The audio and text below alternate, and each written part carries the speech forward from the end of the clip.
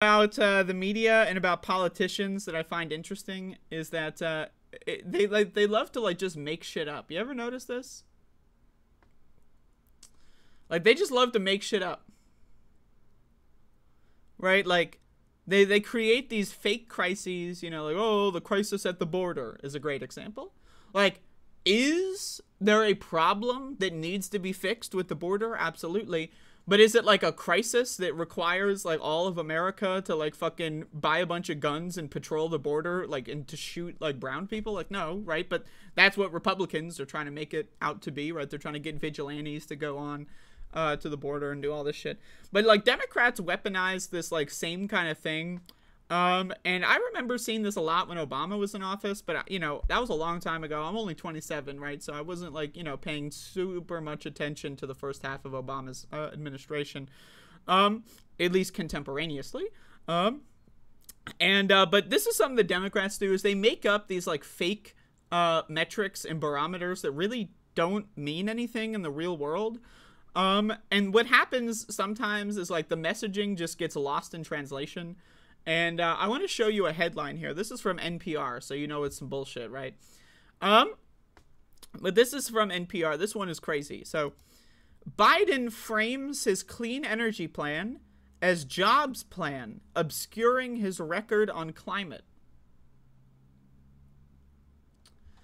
So, I mean, okay, so this is just like a lesson in media literacy that I'm here to give to you. So, when it comes to jobs, right? And when it comes to the climate, Joe Biden is awful on both. He is shit for balls on both.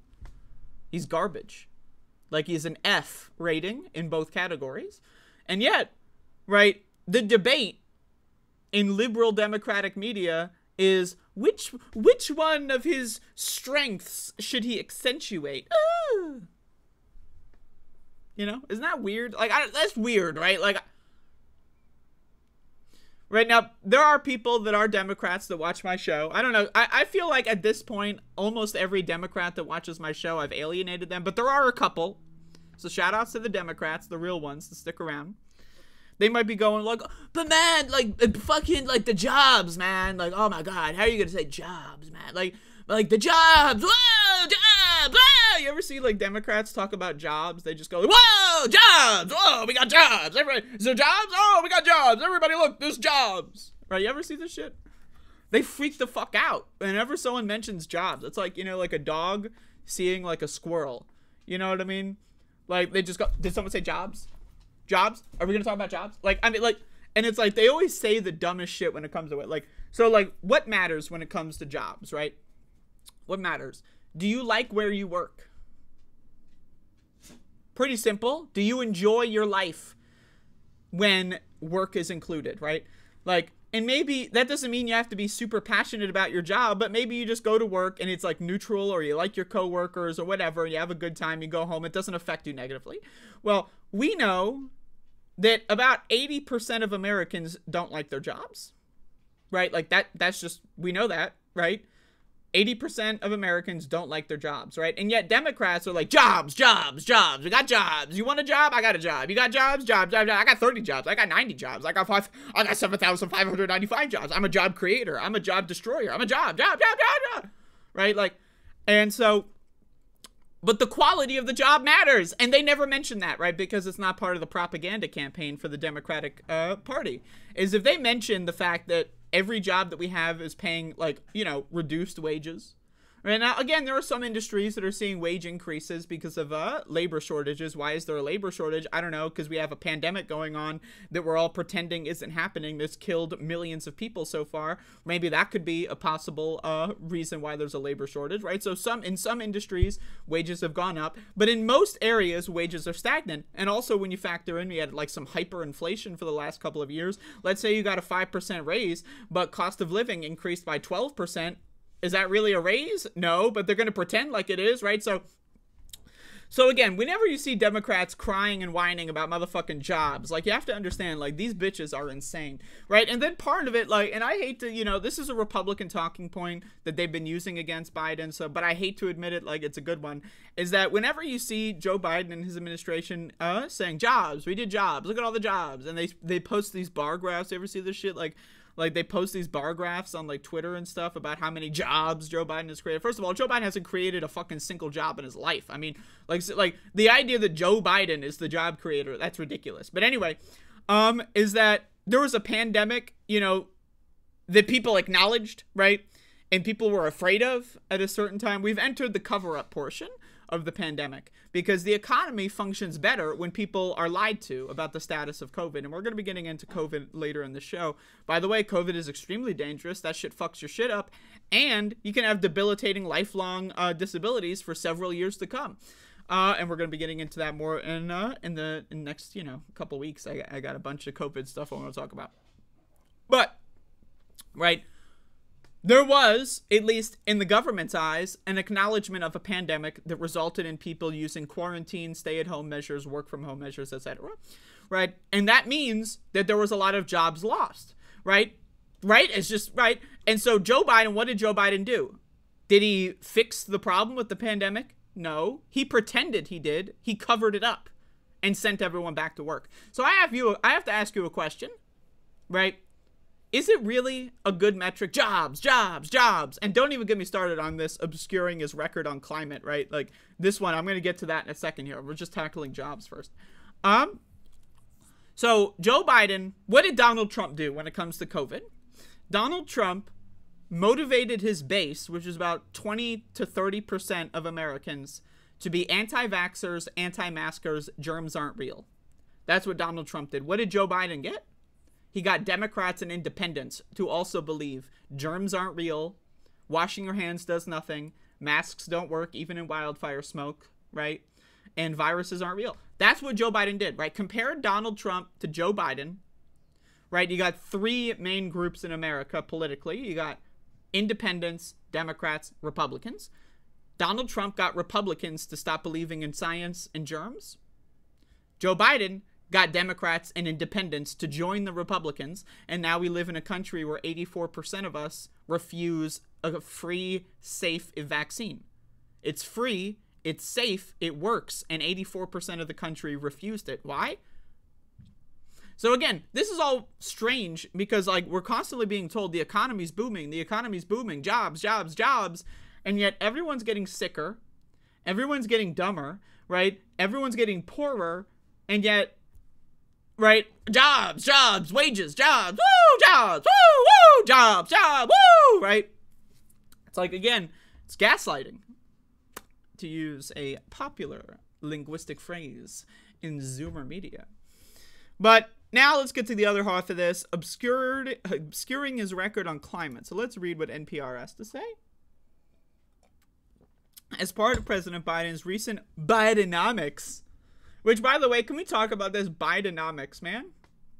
Like, L, like big fat L. Like, I'm like, I thought Build Back Better was bad, but if this is like going to be his 2024 slogan, I hope it's not. I mean, like, some people are saying he wants to finish the job, that's his slogan. I'm not sure, but like, they've been really doing this Bidenomics thing, like, for the last couple of weeks, right? Like, I don't know if it shows it here, but like, you see it, like, you know, it's like, actually, this might say Bidenomics, but it's like, you see it on podiums, you see it, like, on these tarps that they put up, Bidenomics, but what are the Bidenomics, right? Like, no one knows. But anyway, let's keep going.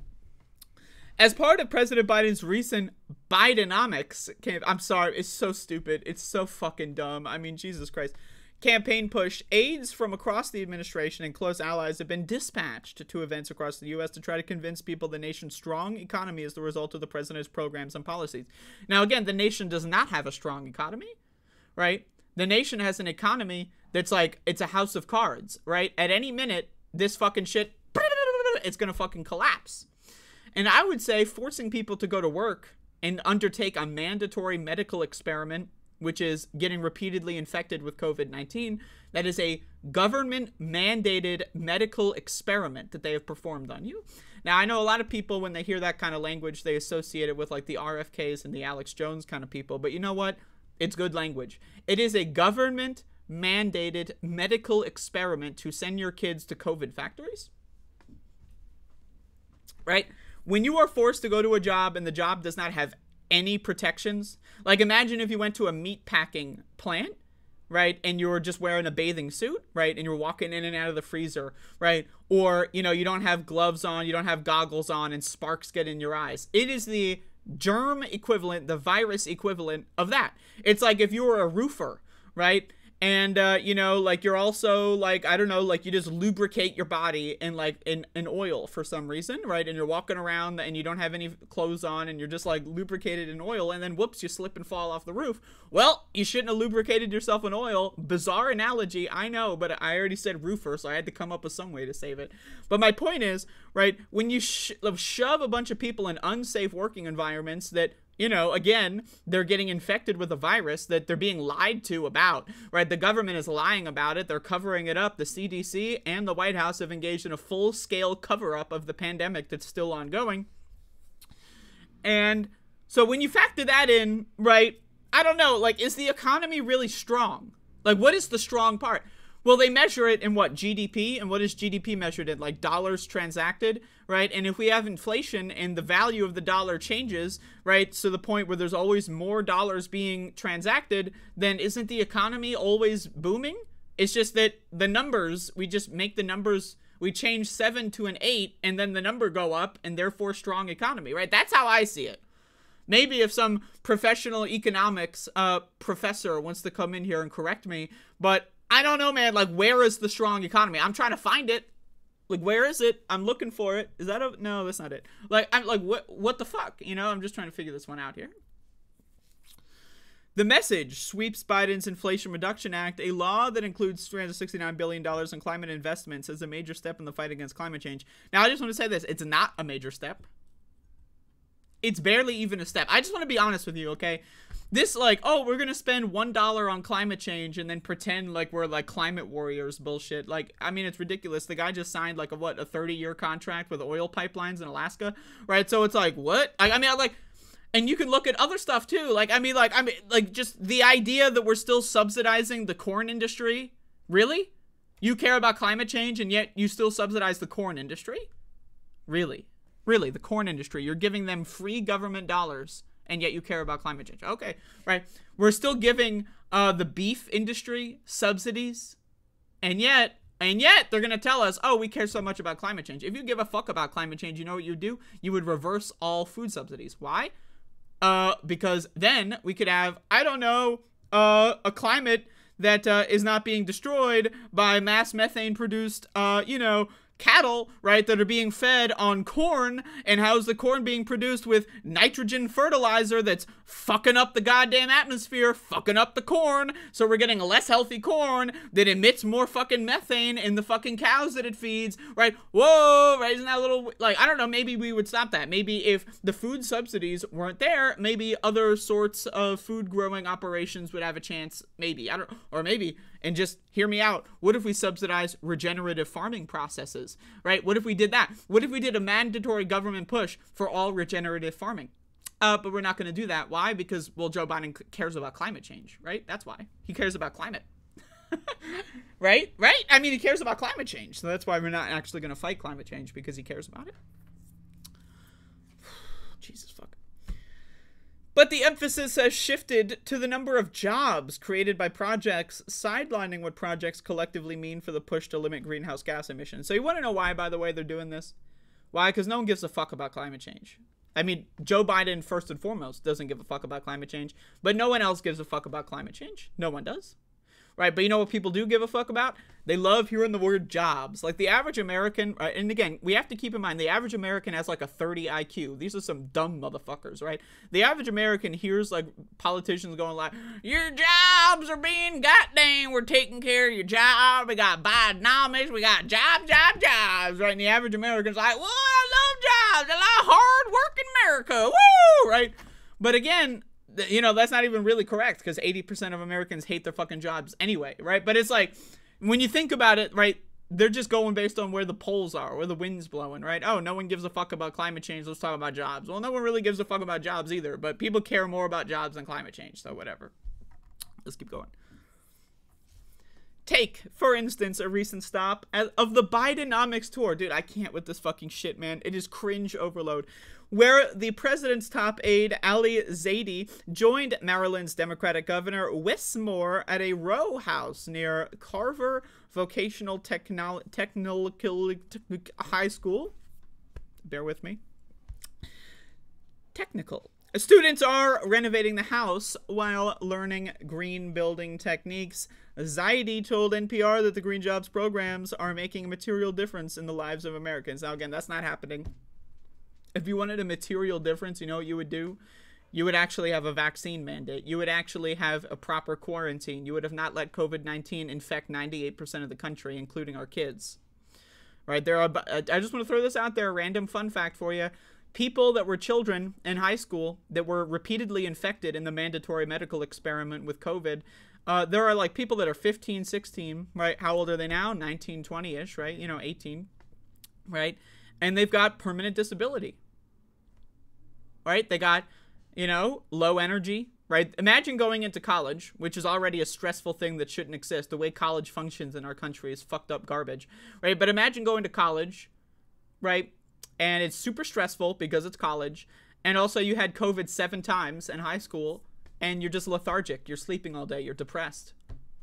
Yeah, that's happening a lot. So there's record rates of we're going to get into this later, just of all kinds of scholastic failure. But I'm going to save that because I got an article for that coming up next. We see it here in Baltimore where folks are getting enlisted to help retrofit our buildings, and they now have wind in their sails thanks to the president's climate agenda. Now, I don't know about wind in your sails. I'd prefer, we do this nationwide, and I don't know, maybe our buildings. What is our buildings? Oh, you mean government buildings? How about we do this, schools? Can we do this to schools, elementary schools? Middle, high schools, just schools in this country? Can we retrofit those? Can we retrofit them instead of with climate technology? Or rather, in addition to climate technology, with HEPA filters and and high quality HVAC systems, that the same ones that they use at Davos and the same ones that they install whenever the president does a tour. And then with this, NPR asked, should Biden talk more about his climate successes? And the answer is no, because he has none. Now, should he talk more about his job successes? The answer is no, because he has none. But again, this is that weird gaslighting framing where it's like, should he focus on jobs or climate? He's doing so great with both. When in the real world, he's doing shit on both, and they just want to parrot this fucking shit, shove it down your throat in the media so that it convinces you that this is the frame of debate. If you're a fucking goddamn Democrat, right, and you want to debate Bidenomics, they're trying to tell you what the frames here are. You're not allowed to talk about how he's a big fat failure on both of them. That's not allowed, right? But anyway, I just thought I would, it's a little fun media literacy thing. You always see the media loves to frame these things in false dichotomies that don't make any fucking sense at all. And just kind of shows you how fucked up the world is. But there you go, bada boom, and in addition, bada bing.